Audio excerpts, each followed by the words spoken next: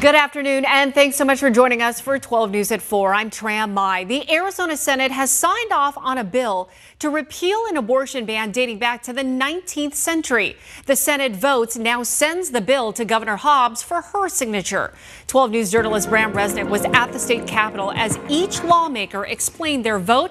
He joins us now with how this all unfolded. Bram? And Tram, 1 month after the Arizona Supreme Court upheld the state's 160-year-old abortion ban, both the Republican-controlled House and Senate have voted to repeal it. Each time, a handful of Republicans joined Democrats to cast the winning votes for a repeal. Today's vote in the Senate played out before a packed gallery of about 120 people, most of them fierce abortion opponents. The drama surrounding the bill's fate ended quickly on a procedural vote.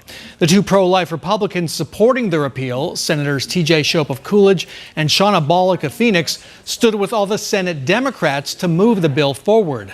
That indicated their ultimate support. Once it was clear the bill was going to pass, Republicans who opposed the bill gave heartfelt, some angry, and even ugly floor speeches. Because I believe that if I vote yes, these will be fewer. These heart beatings will be fewer. I vote no. And that was Senator J.D. Mesnard holding up what he said was the heartbeat of his child in his wife's womb. Now, T.J. Shope didn't explain his vote to lawmakers or the media. Shauna Bollock gave a 25-minute floor speech that never quite articulated why she abandoned her pro-life position. Bollock does face a tough re-election campaign in a swing district. Tram? Yeah, there were so many intense emotions happening. We were watching it as well. I mean, so many protesters were shouting. They were being interrupted from the gallery. So a whole lot going on. But you mentioned, okay, so the bill now goes to the governor's desk. From there, the governor signs it. But why isn't she signing it now? Well, I think because the governor's office didn't know exactly how today would play out. They didn't know how quickly they received the bill. It has already been transmitted to the governor's office, by the way, a little clerical detail there. So they didn't know all these things about when or how it would show up. And I think also governors like to hold bill signing ceremonies where they bring together all the people who supported the legislation, salute them, let them get their moment in the sun, moment in the spotlight. And so they decided to wait a day. It's likely going to happen tomorrow, still waiting for final details. But I think you'll see a very large bill signing with lots of folks involved. A little pomp and circumstance. Okay, so here's the deal. Where do we stand currently right now, though? With the abortion law. And I worry a lot of viewers might have no idea by now, since we're talking about a ban and a repeal. Right now, the law in Arizona is abortions are barred after 15 weeks of pregnancy. 15 weeks, that's the bar. That was enacted in 2022. The ban will go into effect perhaps as soon as June 27th. That date is a moving target. It could go farther, could be pushed back more and more based on legal action by Attorney General Chris Mays. So what about the repeal, you ask? Well, the repeal takes effect 90 days after the legislative session ends. We don't know what that is. Typically, it's June 30th. If it is June 30th, the repeal will take effect sometime in October, which means there will be a time when this abortion ban is in effect and the 15-week ban isn't. Once the repeal takes effect, the 15-week ban returns. Got that? Okay. Yeah, kind of confusing. Yeah. But the laws are going to jump all over the place over the next several months. Okay. All right. Thank you for clarifying that. Of course, we're going to keep our viewers updated on everything that goes, that happens. And of course, if Governor Hobbs signs it tomorrow, we will be there. Bram, thank you so much. Nearly 2 years after the Supreme Court decision that overturned Roe v. Wade, Americans remain broadly opposed to the ruling. Now, that's according to a new CNN poll, which found about 2/3 oppose the Supreme Court decision, Dobbs v. Jackson Women's Health Organization. Only 34% approve of the ruling, limiting access to abortion. The numbers have remained effectively unchanged in CNN's polling across the nearly 2 years since the ruling. Those who strongly disapprove of the decision continue to outnumber those who strongly approve by a margin of more than 2-1. Make sure to stay with 12 News on TV and online for the very latest on Arizona's abortion battle. We'll, of course, continue our coverage throughout the day on 12 News at 5, 6, and 10. Developing now, a Phoenix firefighter has been taken to the hospital after battling a fire in Phoenix. That fire ignited at a high-rise near Monroe and First Avenue. We're told the firefighter was clearing out a trash chute when debris came loose and fell on him. The firefighter was knocked to the ground. He was taken to the hospital just as a precaution. Well, take a look at this. This is all that is left this afternoon of St. William's Catholic Church in Avondale. This is the fire that happened, though, overnight. That fire sparking around 1 o'clock this morning near 107th Avenue and Buckeye Road. 12 News journalist Trisha Hendricks has more from outside that church, which we now know is a total loss. As you can see, significant damage to this church here in Avondale, where this fire ignited in the early morning hours. The roof completely charred. A heartbreaking situation out here. We got the chance to talk with Avondale Fire Battalion Chief Steve Mayhew, who says someone called 911 reporting a fire at St. William Catholic Church just before 1 o'clock this morning. When firefighters got here, they found intense flames shooting from the roof. A lot of power behind those flames. Within about 10 to 15 minutes, crews actually had to pull out and go to a defensive strategy because the fire was just too well established inside, specifically in the attic area. Once we realized it had overwhelmed the attic space, fire was coming through the roof, we had to call for emergency traffic, pull all crews out, and reestablish to a defensive strategy. We went defensive probably 10 to 15 minutes into the fire.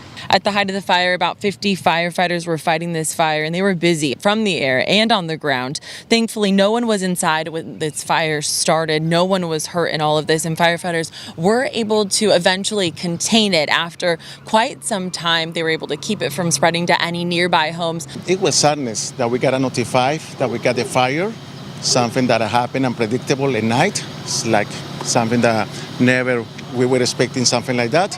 But when we don't know where to begin again, at least we gotta pray and smile. It means to rejoice, because to smile means that we have hope. I didn't believe it at first. So I'm like, I started looking up and I'm like, oh my God, it did happen. I feel so bad. And I'm like, the pastor must feel so bad because he was fixing up the church.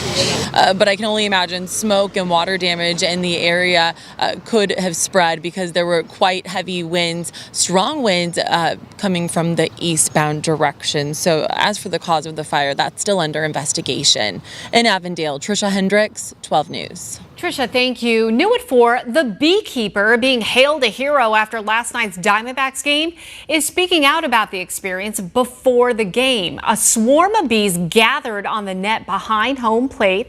The game was delayed for almost 2 hours. Beekeeper Matt Hilton answered the call, leaving his son's t-ball game to head to Chase Field. He tells us he was just taken aback by the nearly 30,000 fans chanting MVP as he carefully removed the bees. He was even honored by throwing out the first pitch. It was wild. I really had zero inkling when I was coming down from that lift that anything further was going to happen aside from some applause on my way out. And I got down and they asked if I would be open to doing the ceremonial first pitch, and I was like, heck yes. It wasn't a very good pitch, I acknowledge that, but it was a super cool experience. Yeah, no kidding. Now, this is a good reminder, though, that it is bee season in Arizona. Bee swarms like this are most common during May and June. Blue Sky Pest Control says 99% of the bees in the valley are aggressive, and you should never try to remove a swarm by yourself. How's that feel?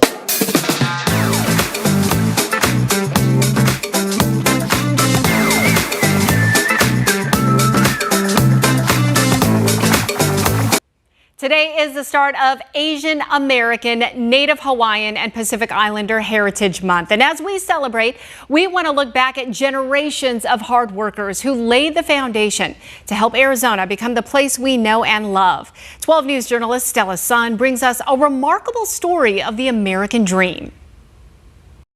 I'm starting our coverage highlighting the AAPI community by sharing the story of how Chinese rail workers from the 1800s helped the West become what it is today. I'd like to introduce you to Bob Yen. The city and mountain views outside of Bob Yen's home reminds him of family. I think about my grandparents, and I think about the lives that they had and the hopes that they had for their family. The hopes and the dream of building a better life is why Yen's paternal grandparents left China. There were times when they didn't have anything. They had no meat, they had no wood, they had no ribbons, they had nothing. But they had each other.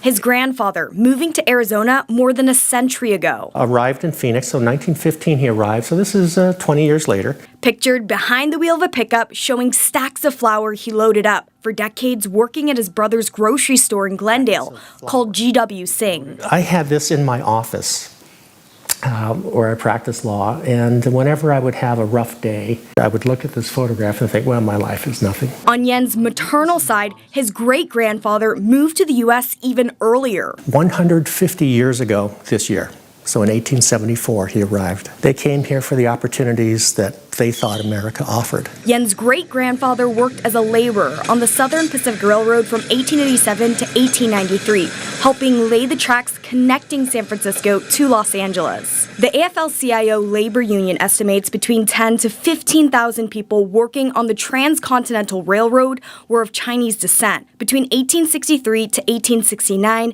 they estimate more than 1,000 workers were killed on the job. Avalanches, landslides, explosions, falling off cliffs. So it was really dangerous work. The laborers also dealing with prejudice and racism. That they were animals, that they were filthy, that they were lazy. But the truth was, as the contractors discovered, they were the hardest workers. In 2014, the U.S. Department of Labor honored the Chinese rail workers, saying they, quote, laid the foundation for economic prosperity. What they did helped build this country, that they participated in the American story and built America. As Yen reflects on his family's hopes and dreams of building a better life, do you ever get sick of it? No, I never get sick of it.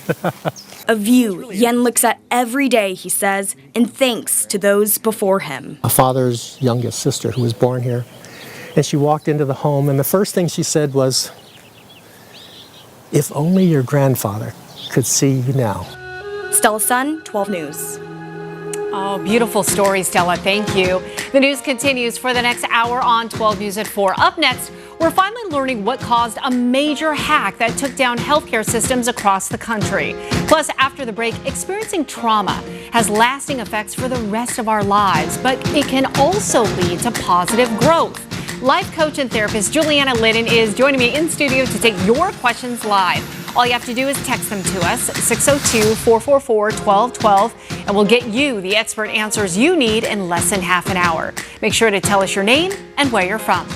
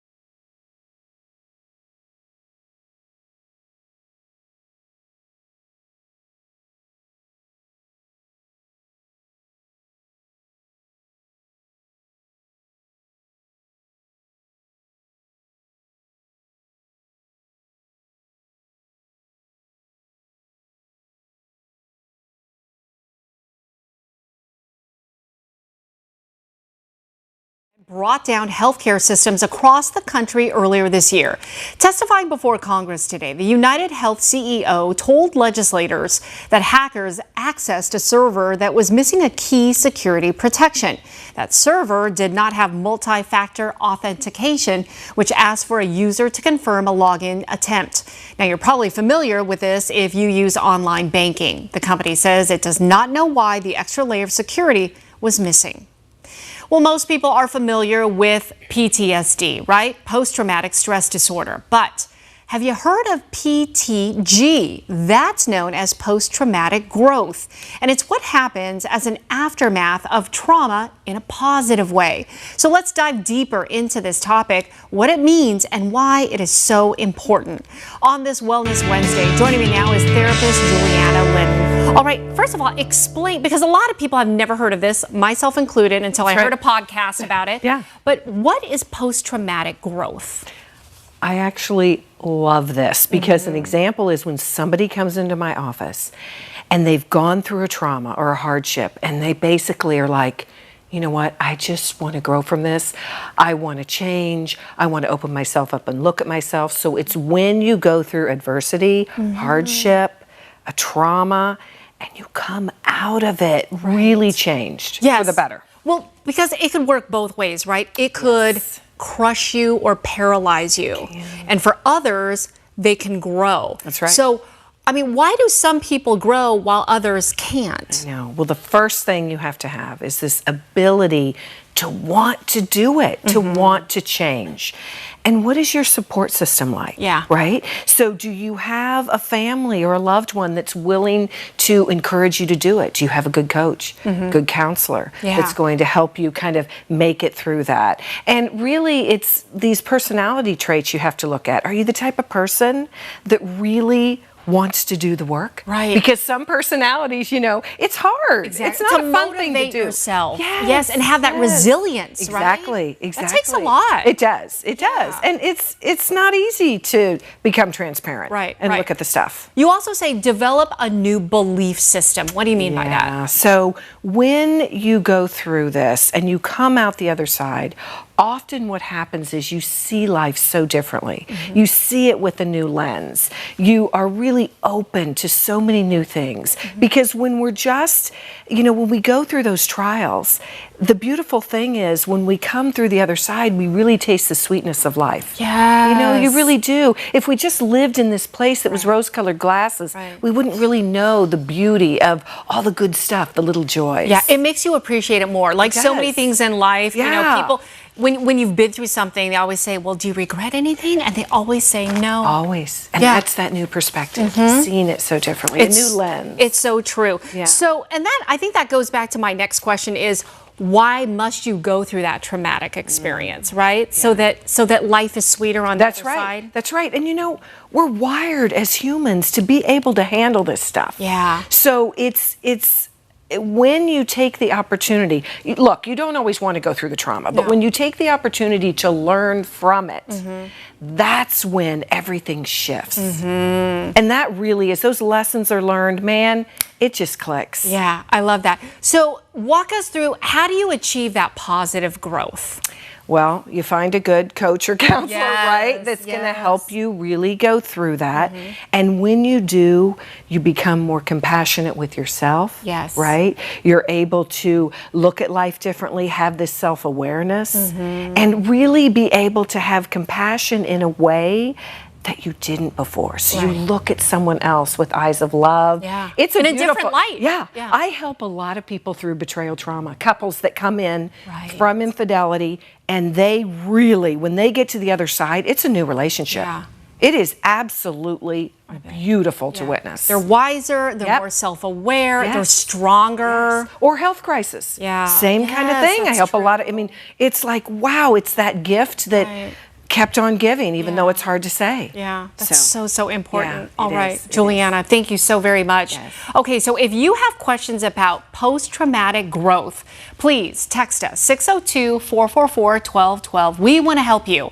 Again, make sure to let us know who you are and where you're texting from, and we will get some of your questions answered live on the air in about 20 minutes. Lindsay, over to you. All right, the wind is going to be the big story for the next several days. Temperatures still in the 90s, no triple digits in the extended outlook, but this is what our current wind gusts are across the state. Over 30 miles an hour in Window Rock, 25 to 30 mile an hour winds around the San Francisco Peaks, out along the rim, even Safford, looking at a 20 mile per hour gust. We are at 92 degrees, so still very warm across the lower deserts and western Arizona. 60s and 70s right now for the high country. Hour by hour tonight, few scattered clouds, but mostly clear. We'll drop off to 88 degrees by 7 p.m. and around midnight tonight into the 70s. Tomorrow, wind speeds will start off light in the morning, but as we get toward 3 to 4 p.m., we're going to have those wind gusts in the exact same spot where we have them today. 20 to 25 up in the high country, closer to 20 mile an hour gusts here in the valley. Temperatures also similar, low 90s for highs after a beautiful start tomorrow morning. Low temperatures right around 70 degrees at 7 a.m. Across the rest of the state, we're not tracking any precipitation chances. We are going to be staying dry for the next week. Highs in the high country, 60s and 70s, 90s for the lower deserts. Breezy, but will turn even windier as we head closer to the weekend. Sunday, without a doubt, will be the windiest day. Here in the valley, we're looking at gusts around 35 miles per hour on Sunday, but the high country could see 55 mile per hour wind gusts on Sunday. And then notice that big drop in temperatures, 90 for the high and then 88 early next week. Still no triple digits in sight. Tram? Yeah, we do like Monday, though. Thank you, Lindsay. Don't forget to send us your 12 News shout-outs this week. Whether it's to spotlight an amazing teacher, coworker, or coach, maybe congratulate someone on something, or just say thank you for being amazing, we want to help you spread some love. To submit one for this Friday, email us at shoutout@12news.com. Make sure you include a photo of the person you want to give a shout out to, your message to them, your name, and where you're from. We air them every Friday right here on 12 News at 4. Up next, we are catching up with an Olympic boxer who punched her ticket to Paris and is looking to bring gold back to her hometown.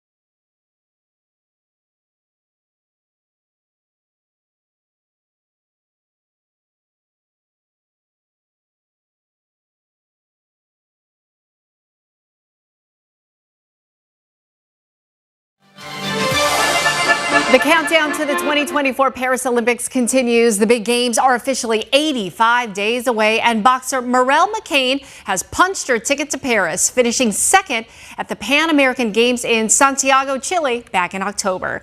McCain was an alternate in Tokyo. After spurning the chance to go pro, she is going for gold in Paris. Olympic boxing has a rich history in her hometown of Cleveland, with fighters from Cleveland representing Team USA in the previous 4 summer games. Now, McCain is an Olympian and the first female fighter to represent the land at the Olympics. Nicknamed $1 Million Mo, I love that. She is looking to bring gold back to the U.S. and her hometown. They can't beat me. Like, I'm more like mentally prepared. I'm more physically prepared. And that wasn't my moment, but this is my moment, and I appreciate it. You go, Mo. The Paris Olympics begin July 26th on NBC. 12 News, of course, your official Olympic station, and I'll be covering the big games live from the City of Lights. We've got an hour more of news headed your way, including the latest on the campus protests erupting all across the country in response to the Israel-Hamas war. And you've still got time to text us. We are talking about post-traumatic growth. Just send your questions to us, 602-444-1212, and we'll get them answered by our in-studio expert right after the break. The news continues throughout the evening all the way to 7 o'clock. And remember, we're always on at 12news.com, Roku, Amazon Fire TV, and our social media channels. We'll be right back.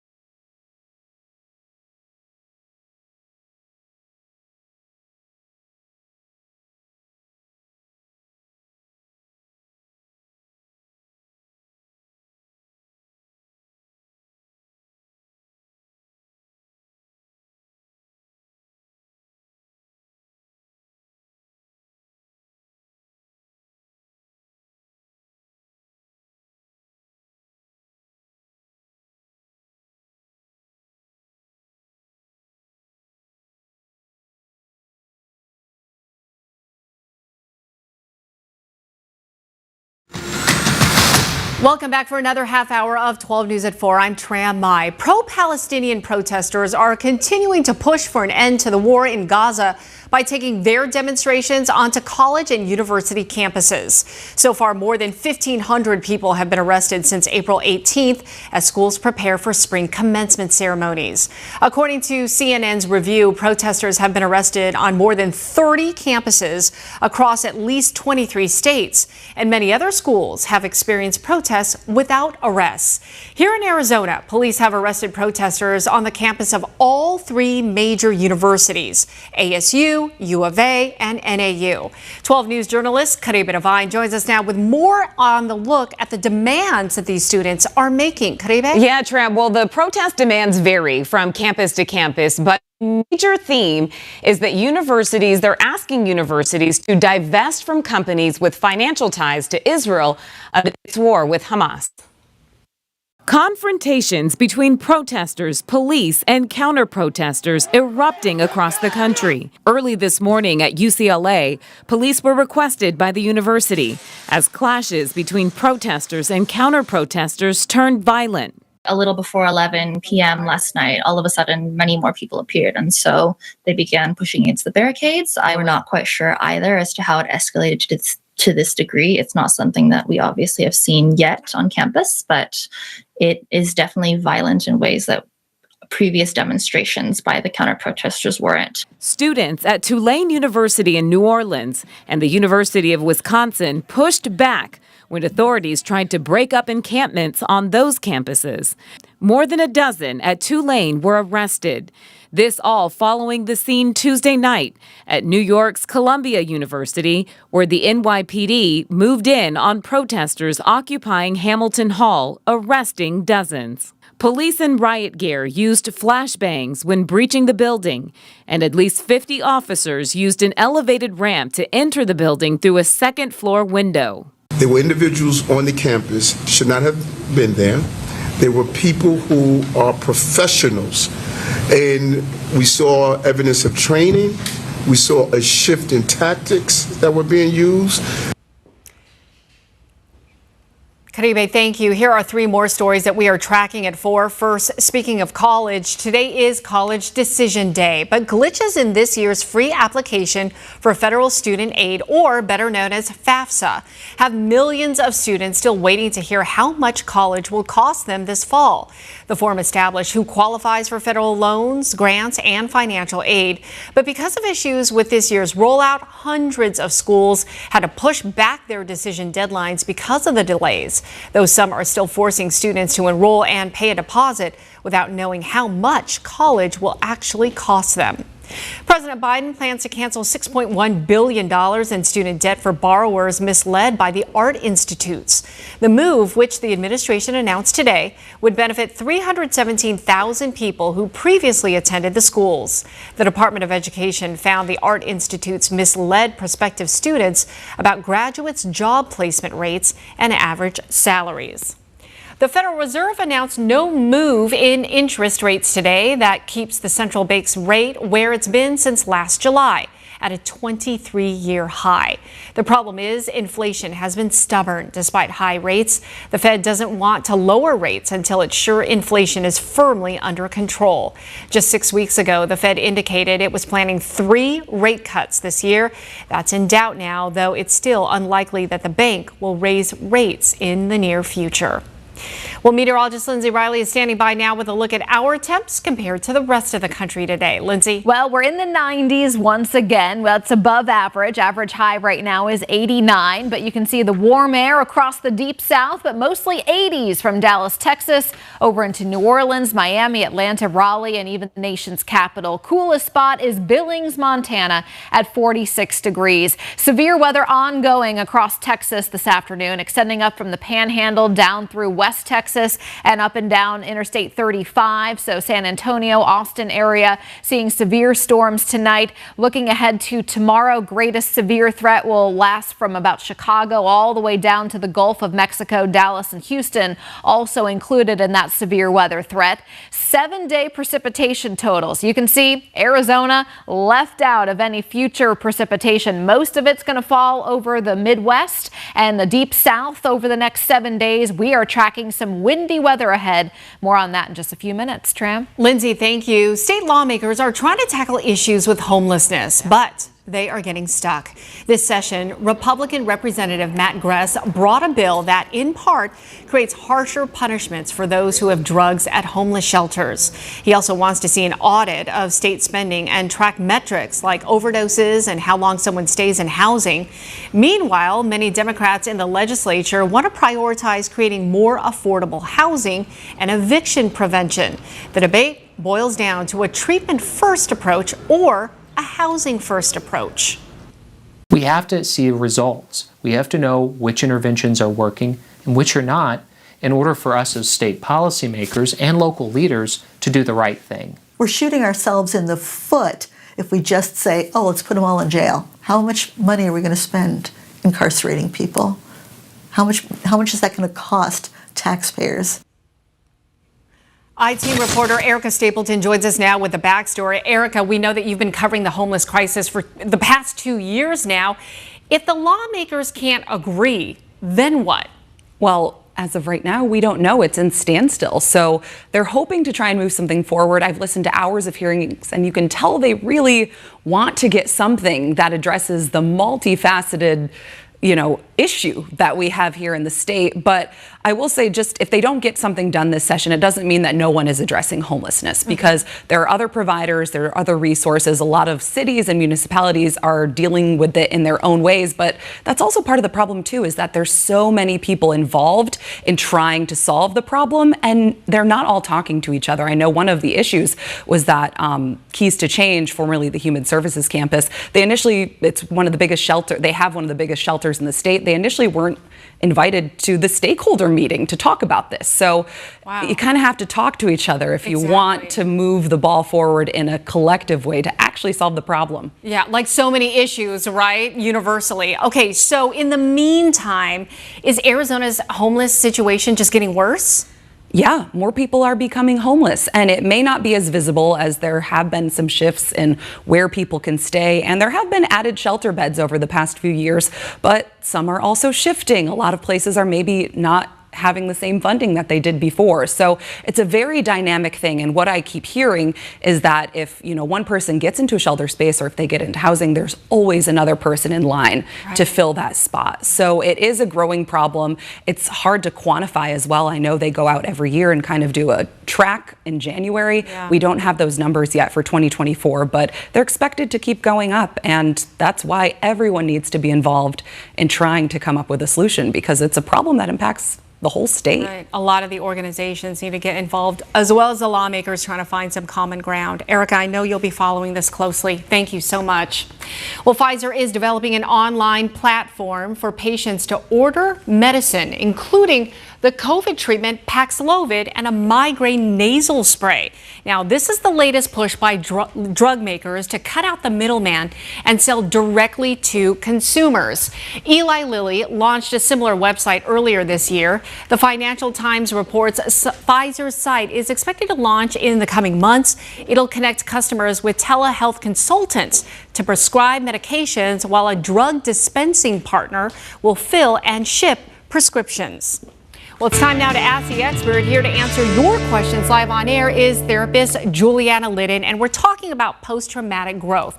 So our first question comes from Erin. She says, I'm just getting over a bad relationship and breakup/divorce. How do I focus on me, and what should I do? Yeah, you really do need to focus on you. And the thing that's really important here when you're coming through a tough breakup like that is working on yourself, so then when you heal, you attract the right person the next time around. So there are so many classes you can take online, self-help books, so many things, relaxing, sleeping more, paying attention, getting a good counselor or coach to help you through it. But you want to heal. You want to heal. It's a compilation of a lot of things. It is. Yeah. This viewer says, I had a rough childhood, absent parents, etc. And now as an adult, I'm struggling, thinking everyone's going to abandon me me, even though I know better. How can I get over this? Oh, that's tough. I know, it is tough. And you know, those wounds, they permeate over time. And we talked about this on one of our segments with doing hypnotherapy is also a really good way to get into that trauma and start to really heal and make those connections. But there's a lot of, you know, even getting a good therapist that deals in this trauma is very, very important. Yeah, and that's deep trauma from childhood. Yeah, it is. It is. And we keep re-injuring ourselves along the way often with these wounds. So it's hard. Darla says, are there good books to read, or is this something I need to talk with someone about? Well, when we're talking of trauma, one comes to mind. I believe it's called Transforming Trauma. I cannot remember the author. But, you know, there are a lot of good ones out there. And I recommend just start doing that search. You know how it is? Sometimes you'll go into even a bookstore and the books will kind of, there's so they many feel like they're self-help coming. books. Yeah, that they're falling over for you, right? So just do it. Start searching. And I think too, I mean, is it a multi-level approach too? I mean, not only just maybe books, but sometimes it just helps to talk to somebody. It does. Right? It does. And to vent and to share and to be heard. Yeah. You know, we need to be listened to and supported. Yeah, that's so important. 100%. This viewer says, my husband cheated on me. I am not in a good place right now. How do I get past this? Yes, well, we talked about this on a segment. Because you deal with a lot with infidelity. Yes, yes. And really, when you're doing this, I say to people, go to someone that has the experience with trauma so that they can really help you heal this infidelity and work through it. Because sometimes they're working at a whole nother level or different landscape and they can't get in and really understand how this hurt continues to just, these triggers just come and come and come. Because there's trust issues. I mean, there's so many. There are a lot. But you can heal. Right. That's the good news, is you can get through this and you can get to the other side. Right. And be stronger. I see it. That's right. That's right. Juliana, thank you so much. I know we have more questions, so I'm going to let you go to the green room. Okay, Thank you so much. Up next, most of us have heard people say they can feel it in their joints when a storm is coming. But can you really? We'll verify. We're covering the turnabout in Arizona, the critical vote to repeal one of the country's strictest abortion bans. Also, another suspected terrorist crossing the U.S. border, why he was released to live here freely when we join you in the West for Nightly News.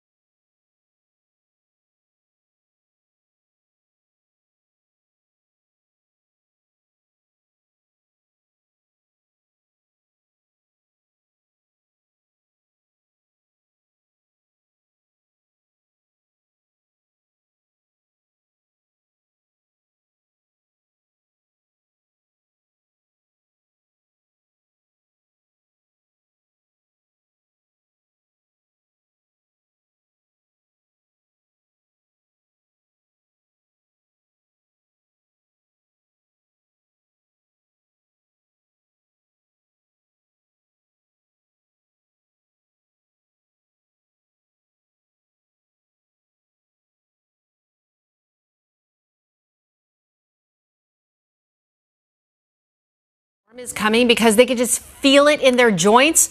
Ariane Daytail with the National Verify team looks into claims that weather has an effect on joint pain. Many people talk of being able to predict stormy or rainy weather based on the way their joints feel.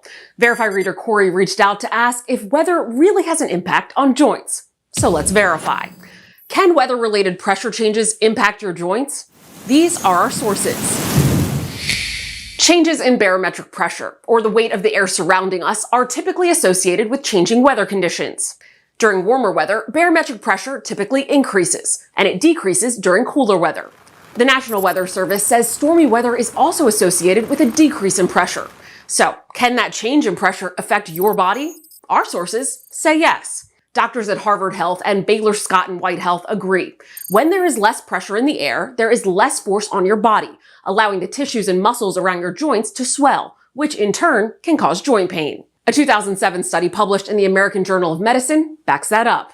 Researchers looked at 200 patients with osteoarthritis over the course of 3 months and found that on average, patients experienced more joint discomfort in lower air pressure. And according to the Cleveland Clinic, when a storm blows into town and air pressure drops quickly, it creates more noticeable aches than a slow, gradual pressure decline. So we can verify, yes, weather-related pressure changes can impact your joints. With your Verify, I'm Ariane Daytail. And if you have something you'd like us to verify, send an email with your idea to verify at 12news.com or post your question to the 12 News Facebook page. Still to come on 12 News at 4, a live look at Valley traffic as the afternoon commute gets underway today. And next on 12 News at 4, a storm is coming. The Suns can feel it in their joints. Tram and Cam going to talk some sports. The state of the Suns. Suns owner Matt Ishbia sitting down to answer the tough questions after his team's embarrassing playoff exit. Spoiler alert, not a lot of answers or change coming yet. The Suns, they're doubling down, Tram. All right, Cam, thanks. And it's not too late to ask our expert about post-traumatic growth. Therapist Juliana Linnen is in the 12 News Green Room right now answering your questions live. Text them to us, 602-444-1212, and get a direct response straight to your phone. We'll be right back. Hey, Ms. Lynn. Celebrate the summer games in style on a brand new TV. Now through June 30th, you can register for a chance to win one of 12 new 70-inch TVs courtesy of Spencer's TV and Appliance. Just by entering at 12news.com/contests or by clicking on the QR code you see on your screen. Winners will be selected starting July 1st, with one winner chosen per day over the course of 12 days.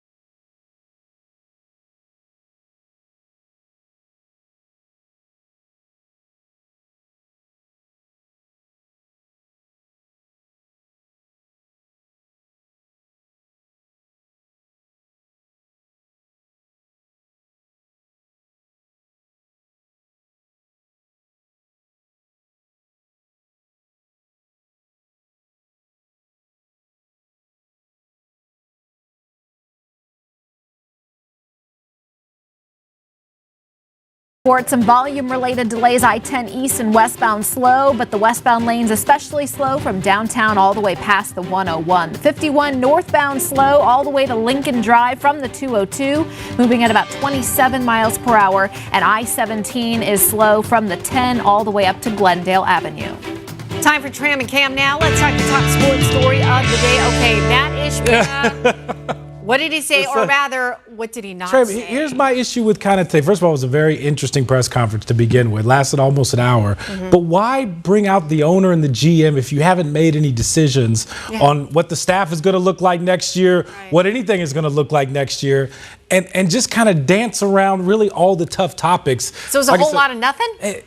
I will say this. They're doubling down on some things. Very interesting 45 minutes. GM James Jones and owner Matt Ishbia trying to put out all the fires after the Suns were the first team knocked out of the playoffs. Here's the deal. They sold a everything is fine front. They're not blowing up this roster. The core is staying. Still no word yet on the coach. The biggest issue, players were not on the same page. Both believe with more time together and some additions, this team is going to figure it out. There were also plenty of contradictions, lots of deflections, and non-answers. But they believe this team is, quote, in a great spot.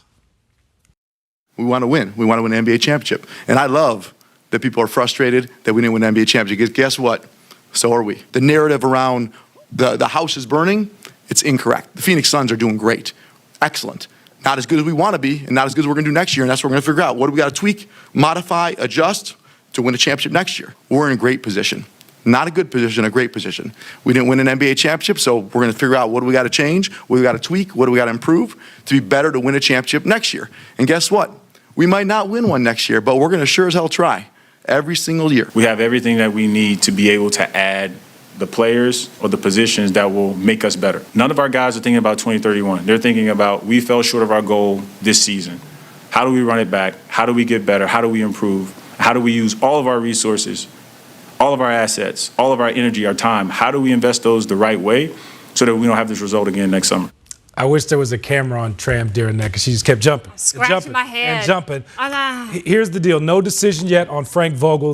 Matt Ishbia said that those discussions are coming today. I've been told that that's 100% true, that they wanted to take a few days after the season for some cooling off period. You know, all the emotions are so high right now. Kind of just let things figure out.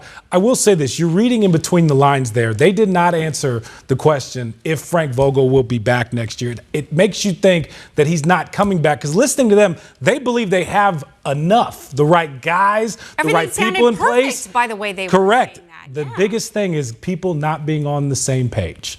And that all points back to the head coach. So if you read between the lines, it does sound like something is leaning towards happening to Frank Vogel. We'll have to see about that. So possibly more to come. Possibly more to come. What was frustrating is, on the one hand, yes, they should be mad. It wasn't up to their potential, right?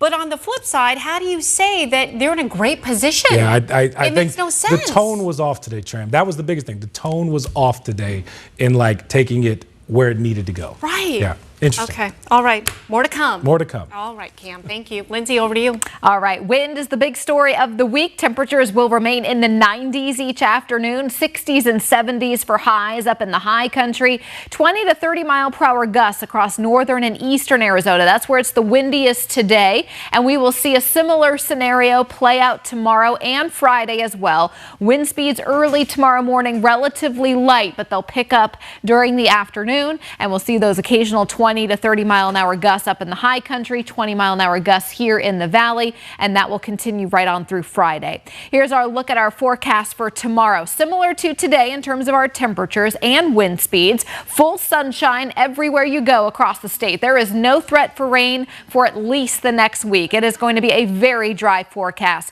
Right now, the jet stream well to our north and one storm after the next completely missing us to the north. But because we're seeing a tighter pressure gradient, especially over the weekend, this one diving down a little bit further south, that is allowing the wind speeds to really pick up. And Sunday is actually going to be the windiest day, where we have 55 mile per hour gusts up in the high country and 35 mile an hour gusts here in the valley. As you can see, that storm digging further to the south as we get toward the latter half of the weekend. As far as our valley weekend weather, highs will be in the 90s. There's those 35 mile an hour gusts Sunday, 25 mile an hour gusts on Saturday. Full sunshine, again, no rain in the extended outlook. Daily highs will be in the 90s with the exception of Monday, briefly dipping down to 88, and morning lows still starting off in the 60s. Tram? Lindsay, thank you. In just 2.5 minutes, a major shift in the job market, what it means for the economy.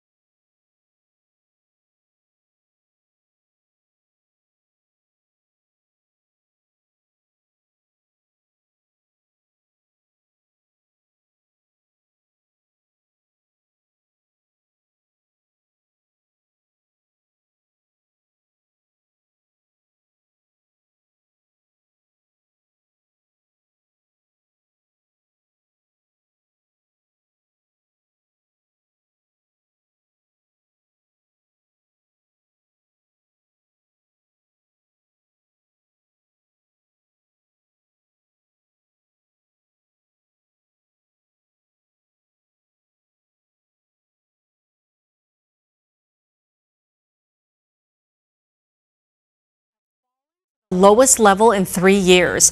Data released today from the Bureau of Labor Statistics shows U.S. employers had about 8.5 million available jobs in March. That's less than economists expected. Right now, there are 1.3 jobs for every job seeker. That compares to during the pandemic recovery when that ratio was around 2 to 1. Meanwhile, the percent of people quitting their jobs is at the lowest level since August 2020. Dozens of former Google employees are trying to get their jobs back with the search engine. They filed a complaint with the National Labor Relations Board saying that they were wrongfully fired or put on administrative leave. These workers say that they were peacefully protesting Google's contract with Israel's government. Google officials refute that claim. They say last month's demonstration made the other employees feel, quote, threatened and unsafe. After an investigation, Google says it terminated the employees who were responsible for those disruptions. The fired workers are seeking reinstatement with back pay. Some Ford pickup owners will need to take a trip back to the dealer. An electrical issue is causing the automaker to recall more than 242,000 of its Maverick pickups. Now, according to the National Highway Traffic Safety Administration, the tail lights on these vehicles can fail to illuminate, posing a potential safety hazard. The issue does not affect brake lights or turn signal functions. The recall is for Maverick pickups from 2022 to 24. More info is available on Ford's website. Coming up in 3 minutes, an Avondale church destroyed in an early morning fire. We have reaction from the congregation. For now, here's Mark and Caribe with more on 12 News at 5. All right, thanks, Tram. New at 5, a Mesa teen arrested at school after she says she was defending herself is only speaking to 12 News just hours after being held in juvenile detention for nearly 2 weeks. But the case against her is far from over. Thanks so much for joining us for 12 News at 5. I'm Caribe Divine. I'm Mark Curtis. 12 News journalist Jonathan McCall.